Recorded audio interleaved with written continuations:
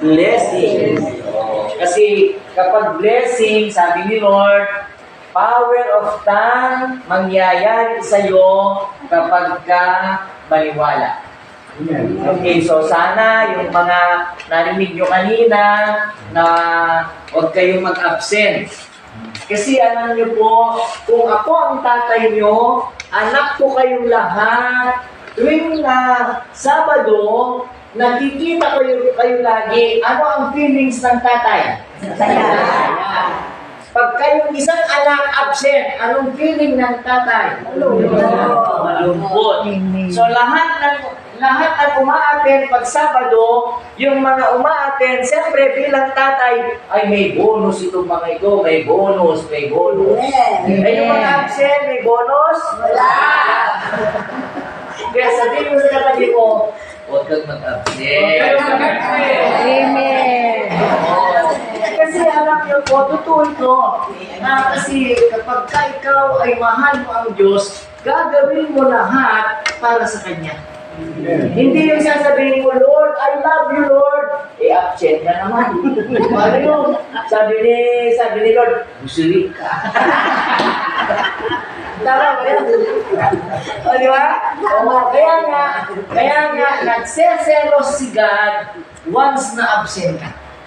Pero, ang saya-saya niya, alam mo kung magpapakita lang si Jesus, ang saya-saya niya, kasi ang dami niyo ngayon, puno na ang buwan. Mayroon nag-absent pa.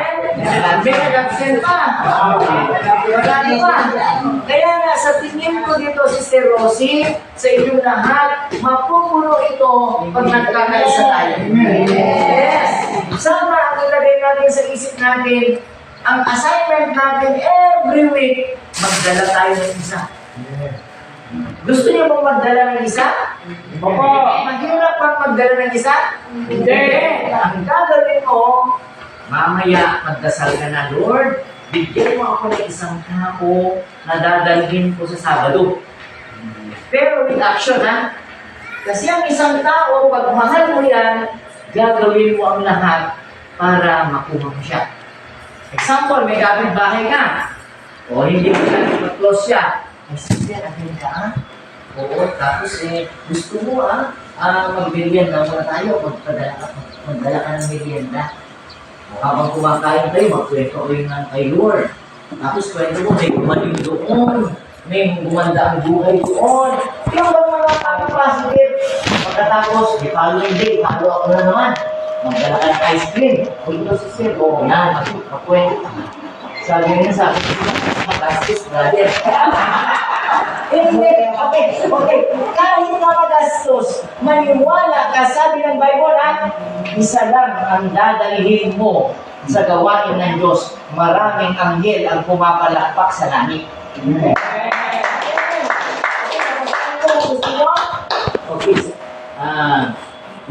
Luke chapter 15:10. Okay.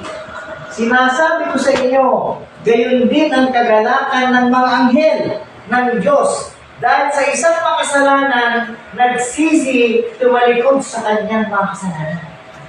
Ang daming anghel ang tumapalakpak. Anong trabaho ng anghel? Sila yung tutulong sa iyo dahil ginagawa mo yung kalooban ng Lord. Anong itutulong niya sa iyo? Yung arthritis mo, tanggalin niya. Amen! Mo, babayaran na! Amen! Yung negosyo mo, i-bless niya! Babait pa! Yung mga asawa na may mga bisyo, babaguhin mo yun. Ito ang sinasabi ko. Kaya nga sabi ng God, pumayo kayo, gawin mo lahat. Kasi ang mga tao, alam mo, ang daming depressed ngayon. Ang dami may problema sa kaya yung pinagkwento ko. Isang babae, naghahanap ng tali dahil sa biyanan niya. Inaaway ng biyanan niya. Buti na lang wala siyang nahanap na tali. At pagkatapos kumatin sa gawain ni El Shaddai, nakarinig ng salita ng Diyos, grabe. Alam mo, nag-text sa akin ngayon, brother, alam mo yung buhay ko na mahirap ngayon, may kotse na ako, may up and down akong bahay. Ngayon, grabe si Lord! Amen? Anong sabi ni Sister Rosie kanina? Gusto niyo makahawak ng milyon? Amen. Gusto? Amen. Lord, bigyan mo sila ng milyon! Amen. Alam niyo po, kung ako ang tatay niyo, masaya ako na mayaman kayo lahat. Tama ba yan? Kung ako ang tatay, anak ko kayo lahat, masaya ako pag mayaman kayo lahat. Malungkot ako pag mahirap kayo. Tama ba yan? Yun lang may kondisyon. Mahalin mo ang tatay mo. Para makuha mo yung kailangan. Kaya ang ibig sabihin dito, kung anak ka ng Diyos, dapat gawin mo yung kalooban. Sino ang mga anak ni Lord? Taas ang naman. Walang pamangkin dito. Lahat. Amen. Okay. So, ngayon, narinig niyo kanina yung sinabi ko? Amen. Hindi ko ikinahihiya ang mabuting balita. Sino ang nagsalita dito? Si Pablo. Ang unang pangalan niya ay si Saulo. Si Saulo is pangit ang ugali. Siya yung pumapatay sa mga lingkod ng Diyos ng panahon. Lahat ng preacher, tinatarusan niya. Basta ikaw ay nihahayag mo si Jesus, hahanapin ka niya, ikukulong ka niya. Ikukulong ka niya, pahihirapan ka niya. Yan ang ugali ni Saulo. Pero alam niyo, ang sama-sama ni Saulo, ngayon nung papunta sa isang lugar, naglalakad sila, na-encounter niya si Jesus. Tapos sabi ni Jesus sa kanya, Saulo, Saulo, bakit mo ako inuusig? Sino kayo? Sabi ni Saulo, ako si Jesus na taga-Nazaret. Bakit ano pong plano nyo? Bakit mo ako inuusig? Ang ibig niya sabihin, pag pinapahirapan mo ang kapwa mo, si Lord yung pinapahirapan. At alam nyo, nung narinig niya ang boses, bigla siyang natumba, bigla siyang nabulag, and then dinala siya sa isang lugar. Pero very good si God. Si Jesus talaga, kahit ang sama-sama mo, mahal ka niya. At kaya sabihin mo sa katabi mo, kahit na masama ka, mahal ka ni Lord. Kahit na absent ka, mahal ka ni Lord. Listen! Alam niyo po, nung nasa lugar na siya, alam mong sabi ni Jesus, Ananias, pasyalan mo si Saulo, pinili ko siya. Pinuhin mo yun? Pinili niya ang sama-sama. E sabi naman na Ananias, Lord, takot ako kay Saulo kasi pumapatay siya. Hindi. Pumunta ka doon, i-pray over mo siya, pinili ko siya. Pumunta siya ngayon, i-pray over niya si Saulo, biglang natanggal yung bulag niya, nakakita, and then tumayo siya. Sabi ni Ananias, Saulo, pinili ka ni Jesus kahit na masama. At ito na ngayon ang sulat ni Saulo. Ano sabi niya? Hindi ko ikinahihiya ang mabuting balita. Si Saulo, sinabi niya ito, bakit? Ipaglaban ko si Jesus. Masama man ako, pinili niya ako para maglingkod kay Yahweh El Shaddai. Ang ibig sabihin doon, tayo din. Di ba makasalanan din tayo? Amen. Lahat ba tayo makasalanan? Amen. Dati marites ba kayo? Dati. Oh!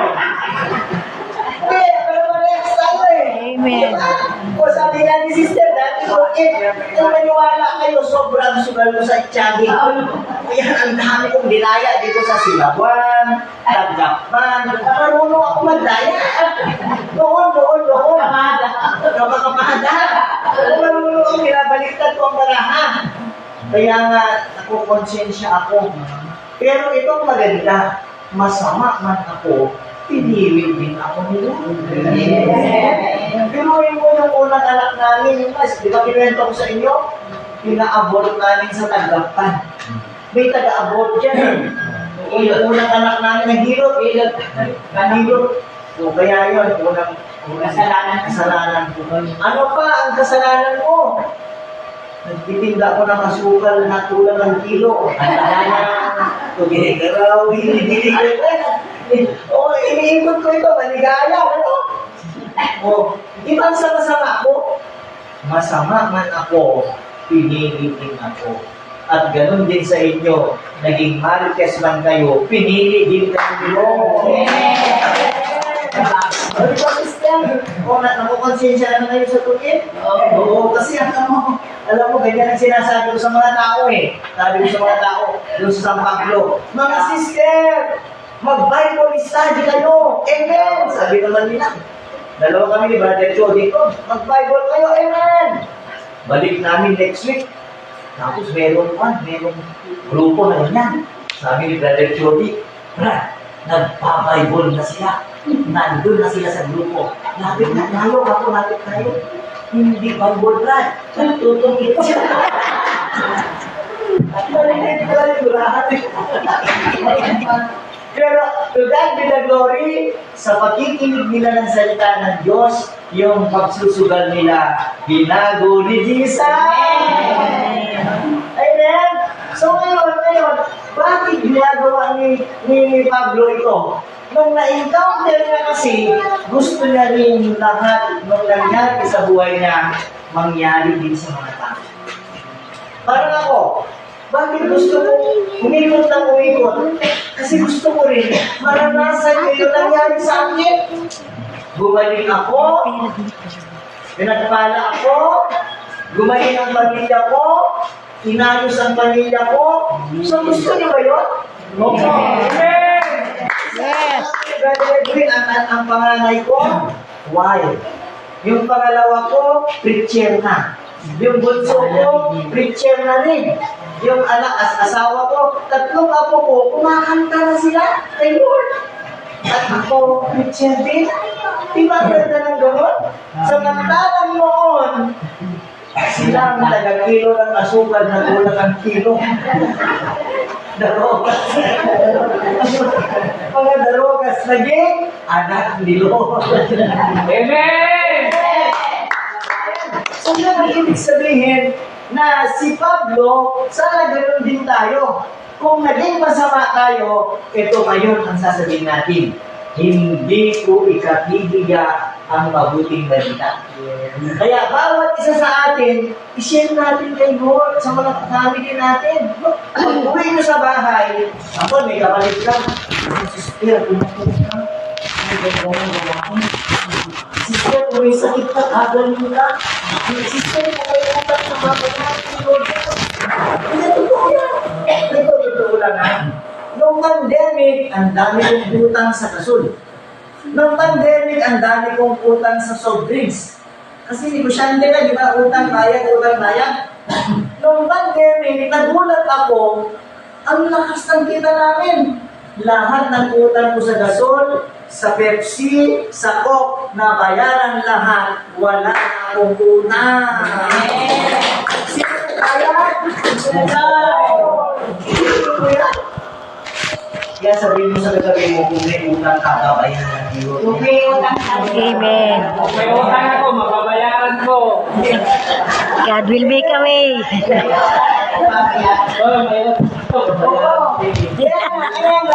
Kaya nga, itong salita ni Lord, ang power na salita ng God, number one, magbabago ng buhay. Amen. Di ba, kung wala kang narinig, kapag narinig ka, kaya nga si sister, maganda na, natandaan na niya yung talk nung last week eh. Yung sin. Kaso nakatukso ka no? Broken. Diba? Pero maganda, pagka nagkamali ka, na nakukonsensya ka, ang Holy Spirit, kinakausap. Amen. Yes. Yun ang maganda doon. Kaya yung mga narinig nyo last week, ang ganda pag i-apply nyo. O ano yung number 1? Sin, disobedience, broken promises, wrong belief.